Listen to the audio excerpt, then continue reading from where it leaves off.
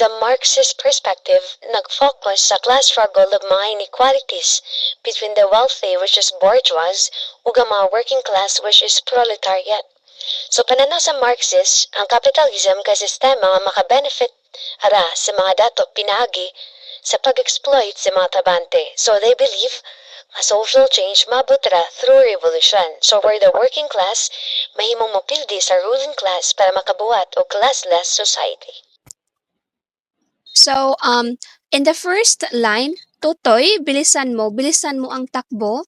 Totoy here represents the proletariat itself who's working very hard in the very oppression society. And also in the next line, ilagan ang mga bombang nakatutok sa ulo mo. So the bomba there itself symbolizes the threats. This simply implies the desperate measures just to avoid the danger that the proletariat may experience. It simply represents the unforeseen consequences or of the systemic issues that the proletariat may be feel affected during their working. So this line from the second verse, first line is Totoy makinig ka, wag kang magpagabi. So this line advises Totoy to be cautious, especially at night, because we all know that night is a time associated with dangers. Then second line, baka mapagkamalan ka tumandusay dyan sa tabi.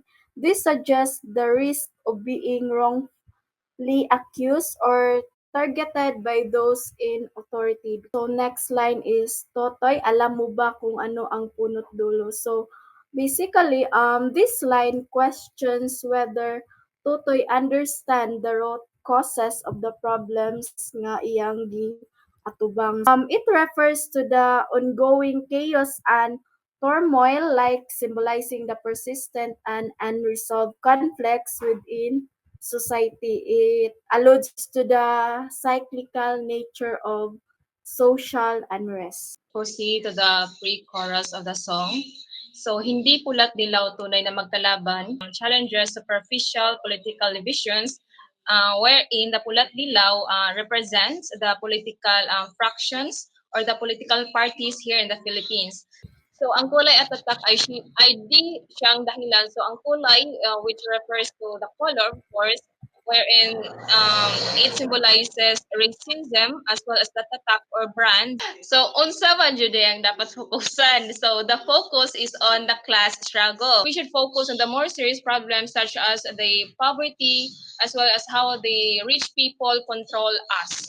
So the line here, habang may tatsulok at sila ang nasa tutok. So this that the triangle represents the hierarchical structure of the society. So where kuno ang mga dato is nasa taas. So sa next line nga, di matatapos itong gulong. Problems and conflicts will continue as long as kini nga power structure kadang remain na siya. No. So, ano yung nga first line, no? So this verse called for an action kading to save a life of many people who are suffering. And it also criticizes the transportation of one's productive land into a cemetery. So, and another here, nga totoy kumilos ka, balik na rin ang tatulok, tulad ng dukha na ilagay mo sa tuktok. I-turn siya para ma-place na sad ang kaning mga poor sa top para sa ma-achieve ang justice and equity. So for the last line of the lyrics, so di matatapos itong gulo. So redundant kayo sa lyrics, it's because kanang dili jud daw mahuman ang kani siya nga kaning kalisod. Kaya ano, di ba sa tatsulok sa triangle, naman ay upper class ug lower class, so sa babaw daw na daw ang mga dato. So ang mga dato, sila man ang dato, sila ang kapitalista, sila ang negosyante. So magpadayon sila ka dato, wala mga pobre nga nasa ubos, so padayon sa pobre kay nag-serve naman sila sa mga dato para na mga magsasaka.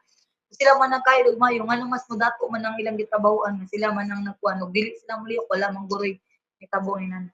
So indot gyud ang kanang kuan gamiton ang Marxist theory sa kana nga song kay mas nakasabot ta, di ba? Agree ba? Gaya na og thumbs up. Bye. Good night.